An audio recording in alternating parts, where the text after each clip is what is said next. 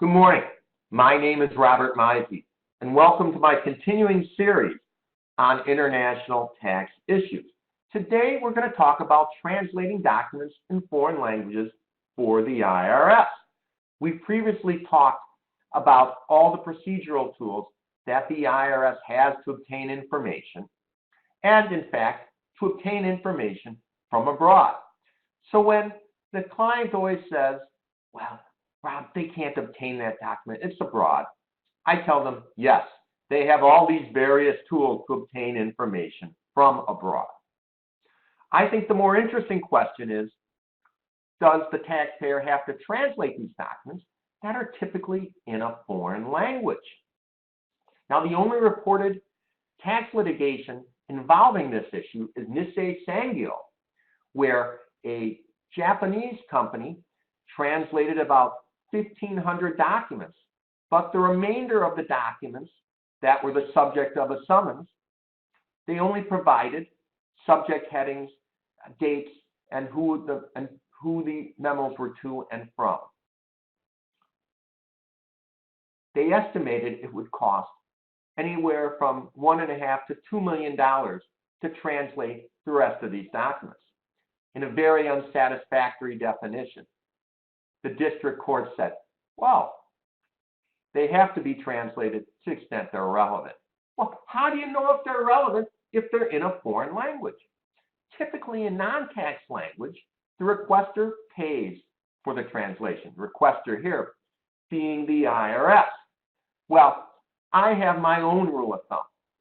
I want my clients to pay for the translation.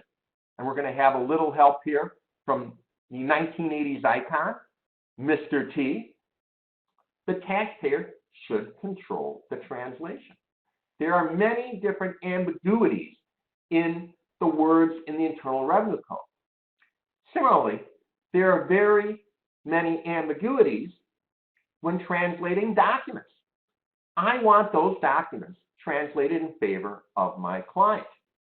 Now, I actually got my kids interested in that 80s action drama, The A-Team.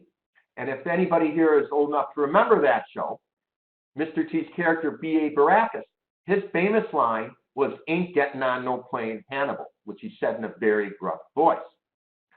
When you watch that with French subtitles, and yes, I jam foreign languages down my kids' throats. I want them to be much better at foreign languages than me. The French subtitle said, "Hannibal, je ne veux pas voler," which literally translated is, "Hannibal, I do not wish to fly." So the translation goes from "ain't getting on no plane, Hannibal," to "Hannibal, I do not wish to fly." That is called losing something in the translation. The IRS has a diverse army of employees that can speak every language under the sun. Although after reading some of the recent regulations, I wish maybe they just concentrate on English. But they can find someone who's going to translate those documents and translate any ambiguities in favor of the IRS. I want to control the translation because I want any ambiguities resolved in favor of my client. Well, thank you for joining me. I look forward to seeing you next time when we further explore international tax issues.